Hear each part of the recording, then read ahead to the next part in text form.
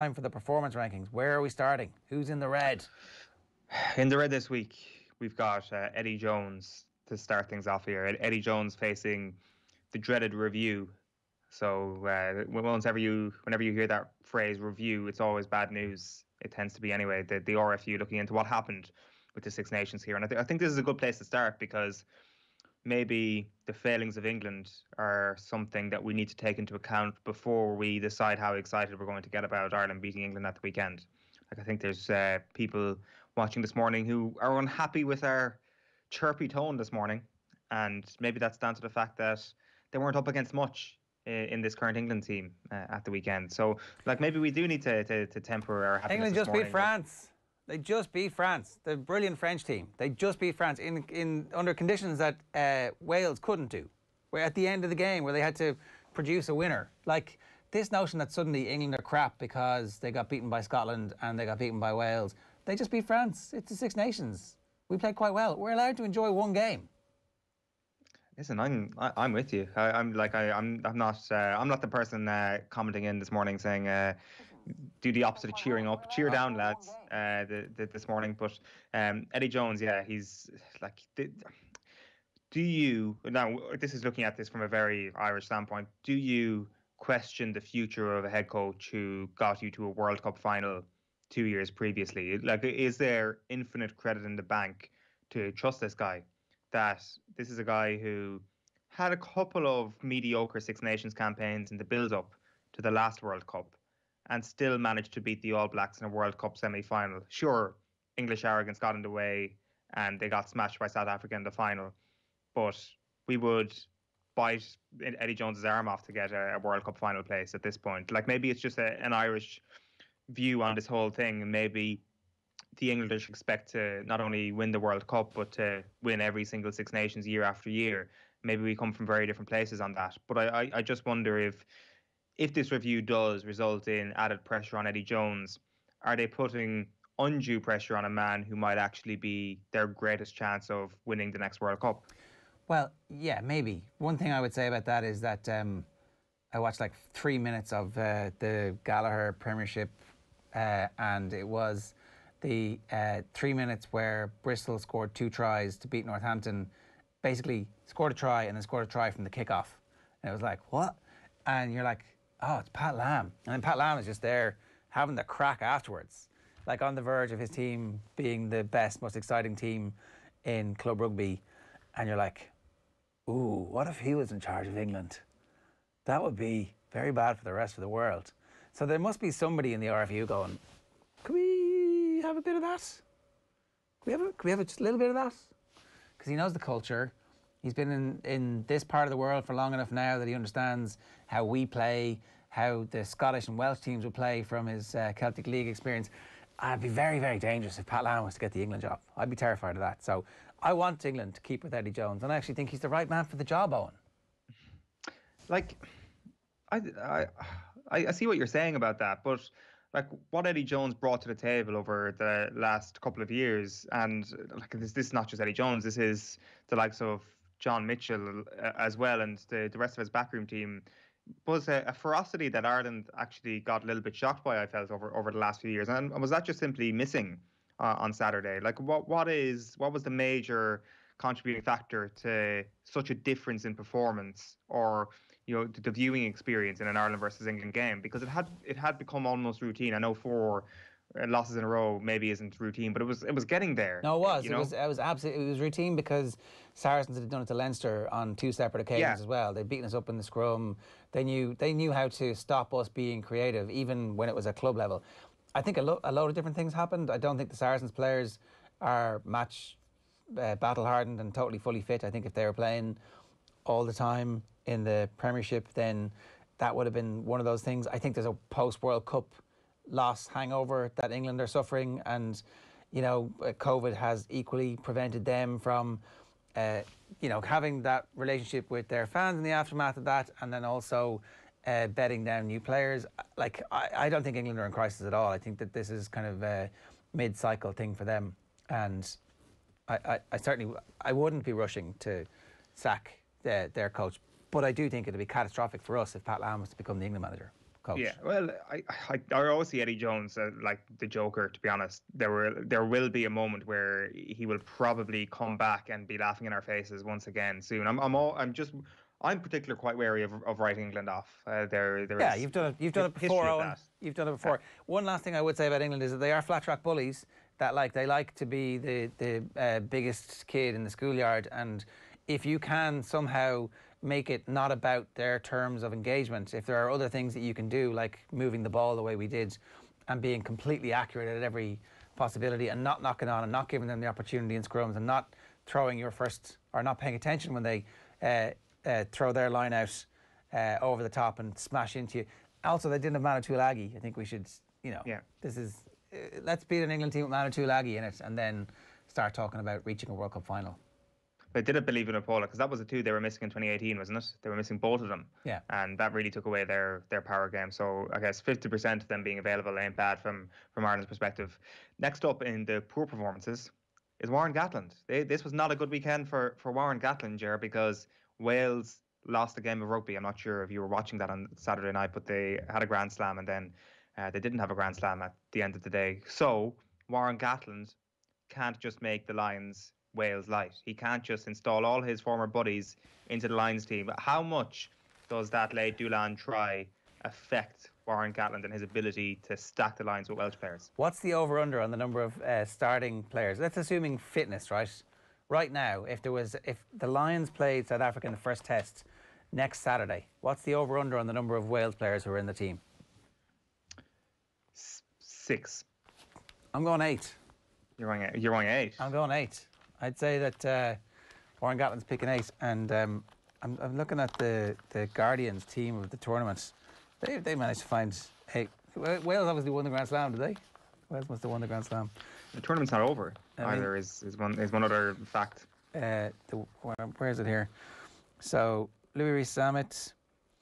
Maybe I have miscalculated here. So it's actually only 7. So it's a full back row: Navidi Tipuric-Faletau, Alan Wynne-Jones, Ken Owens, and Louis Rees-Zammit. I miscalculated. I apologise. 1, 2, 3, 4, 5. It's only 6. Sorry, it's only 6. And I would say that actually you can, if you're going to use that as your benchmark, like, it's not going to be an all-Welsh back row for the Lions. Like when England have 2 of the best back rows in the world, in Curry and Vunipola, Ireland might have something to say. Like Wales obviously have an outstanding back row. Clearly, they deserve to have the back row of the tournament. But when it comes to actually picking the Lions team, like, does Gatland actually, like, you'd almost be edging towards the under? He might pick the full. He might keep those partnerships. Tadhg Beirne would be pretty peeved not to be in that back row. Yeah, well, and here's the thing, like, how does this weekend then factor into the Lions conversation? Like, I would have initially thought that a Pro 14 final would have no bearing on it, but Ireland winning, does that then make Gatland buy a subscription to Premier Sports and make sure he's watching? Does he break quarantine and actually come and watch the game at the weekend? Does this actually become a big factor for the Lions? Well, maybe he sticks around because he was in the Ireland bubble for the last week anyway. Oh, yeah. I think that ultimately the next 3 or 4 weeks are going to be key for the Lions. I think that the Six Nations is important, but because of the way the season has gone, players are finding form, players are getting fit. If you think back to when Alan Quinlan made the Lions selection, he made it off the back of brilliant performances in Europe after the Six Nations was already over. So I'd say that there's plenty of room for some bolters. I think someone like Louis Rees-Zammit, it's irrelevant if he doesn't play another second of rugby.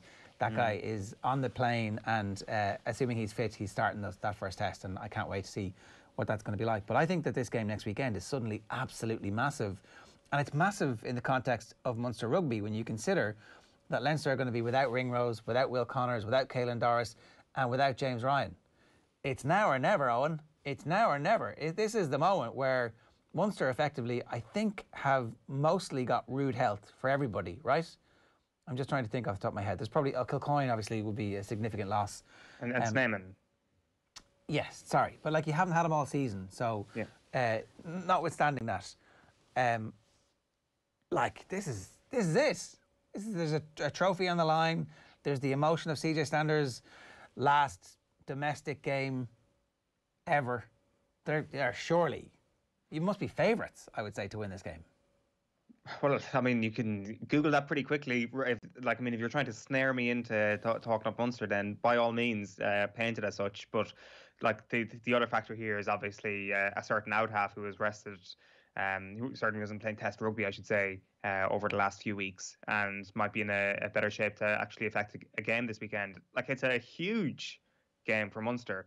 I would argue though that it has massive. What's this? What have you just discovered? Leinster -7. No way. No, absolutely not. It's a pick'em. This You is can't. a pick'em game. Saturday at 4 o'clock. You can't argue with the bookies, but 7 points does seem a little bit large. I would probably make Leinster maybe 3 point favourites at this stage. One and a Like half. this is 1.5 point favourites for this game. this is a huge sort of benchmark moment for Leinster as well. If they can come away from the weekend and say, yeah, all our players were playing Test rugby the previous weekend, we were beaten up, we've got injuries, and we still beat Munster, then how does the Leinster supporter feel? They feel pretty superior, I would venture to say, if that's how it turns out this weekend. Yeah, absolutely. But like Leinster just got beaten at home from a winning position at the weekend too. So I don't know. That game is. All joking aside, I would make Munster slight favourites for that game. I'm not sure if I'd go that far, but I do think it's unbelievably important. Like it is, in terms of games that are fixed, it is the biggest game of the season, of course. Like as I said last week, I do think Munster, if they had either or when it comes to the trophies, they will always take the European trophy, as would Leinster.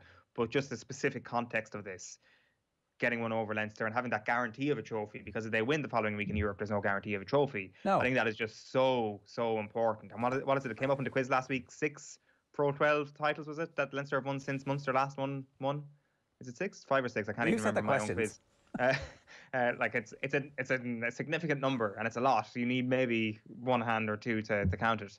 But anyway, it is a hugely significant evening for Munster, and we don't want to frame it all around Joey Carberry, but it's hard not to when he has been one of the players Irish rugby fans have been so excited about over the last few years, and he's not on the pitch last weekend when they do the job. On a point of information, I meant to bring this up a little bit earlier on, but how about this with Sexton plays 10, Carberry plays 12, and Henshaw plays 13. Who wouldn't be excited about that for Ireland? That'd be amazing. It would be. They should try it out at some point. Like I do think, and like, is it Keith Earls and Gary Ringrose on the wings then, as Quinlan was suggesting earlier on? Get Ringrose in the team at some place as well. I definitely think that maybe we go back to a place where we see Ireland playing Ringrose and Henshaw midfield again, and that partnership has just so many miles on the clock in a positive sense, that whatever Ringrose's different I actually think that things have changed, that Ringrose is going to have to come back and play really well to get back in that team now. Yeah, maybe, and like I think that he probably does. Like if it's a clean slate and at the start of next season himself and Aki and Farrell are all fit, if things are as they stand right now, I still think that Ringrose starts. Like, let's not forget that Bundy Aki got sent off at the weekend. Chris Farrell probably needs to put himself in the shop window more for Andy Farrell. Like, I love Chris Farrell. I think he's a phenomenal player and he's an absolute game breaker. But he actually, I think, does need to get himself nearer to the front of the queue in an Ireland sense once again. But that's in a roundabout way of saying that the Lions are all to play for. So Warren Gatland, he had to rip up his sheet maybe on Saturday evening. He's down as a poor performer at the weekend. Unlucky Warren. At number 3 then, we've spoken a lot about this. You can only put them in orange really as Wales. Like an unbelievable performance from them for a lot of the game, and then to still come away with that utter disappointment, because it would have been one of the great sort of screw you stories that Welsh sport would have ever had. The way they were written off by certain people before the tournament, and to turn around and win a Grand Slam would have been outrageous. And to have that taken away from them at the last moment, genuinely, you do feel a little bit sorry for them. What?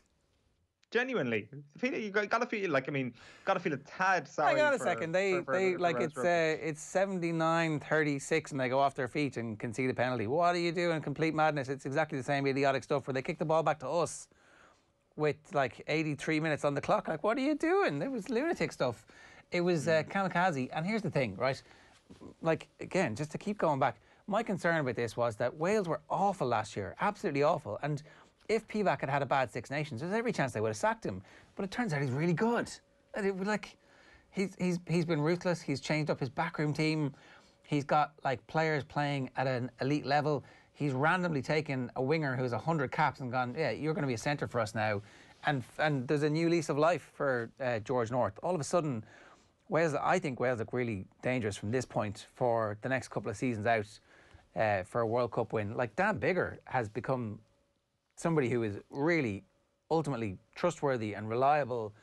And I don't know why they took him off. That would be the one thing that you'd be wondering about at the weekend. Kind of a pre-fixed selection decision. We're going to make those subs, which, by the way, Andy Farrell didn't do. He didn't just take players off because the cavalry comes in, there's oxygen depletion, you're going to make bad decisions. Like, no, I trust you to be a man and go out there and play on the basis that you're going to raise your game as the match goes on. I thought that was really against the received notion of the statistics and the science, and had a bit of feel to it, which I really liked. Like, it might sound anti-intellectual, but I really like the fact that he seemed to be playing on the basis of what was in front of him, as opposed to at a fixed moment in the match, I'm going to decide my front row will be replaced, my half-back partnership will be replaced, and the subs will come on.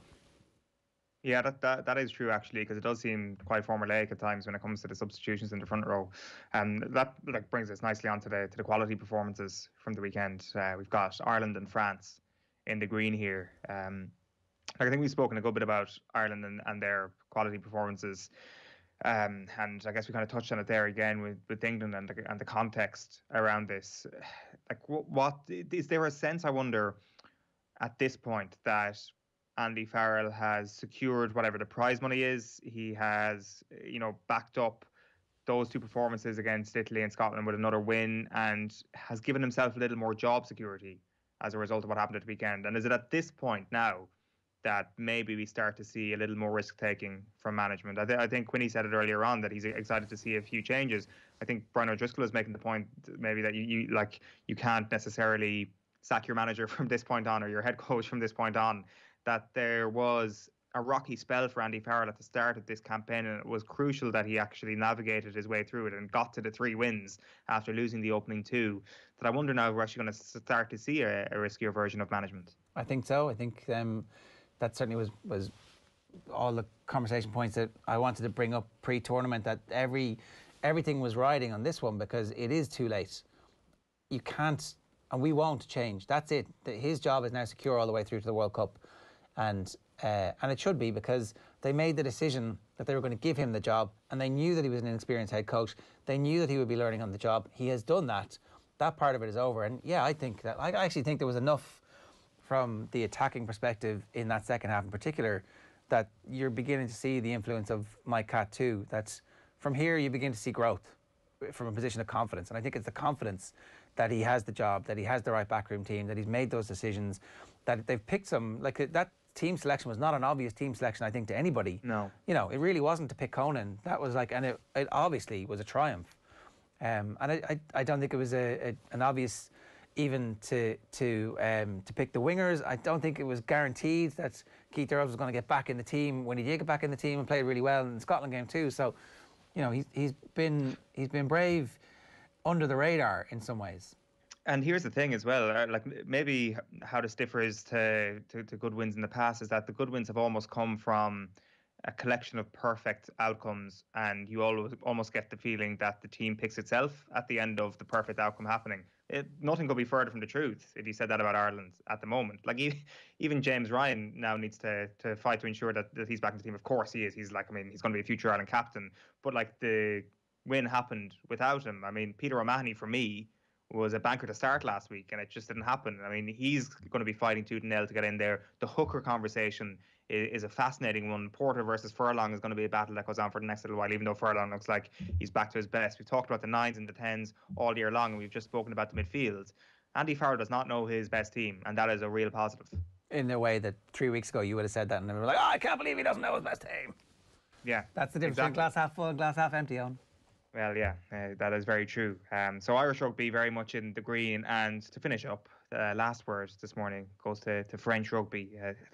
There was, they've gone through a number of dovetails as well this year. Like crowning them as 2023 World Cup champions seemed premature when they got beaten by England a week or two ago, and at the same time they have an ability to put a team to the sword like no other in the Northern Hemisphere, and maybe in World Rugby. When this attack gets going fully, they are an absolute sight to behold.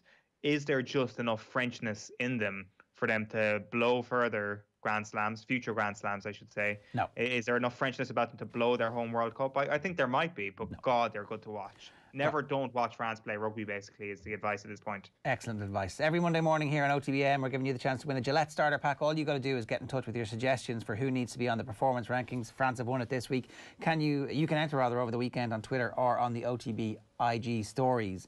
Owen says, Charles Olivant, captain, leader, got to try it 77 minutes to begin that sensational comeback versus Wales with the Grand Slam on the line.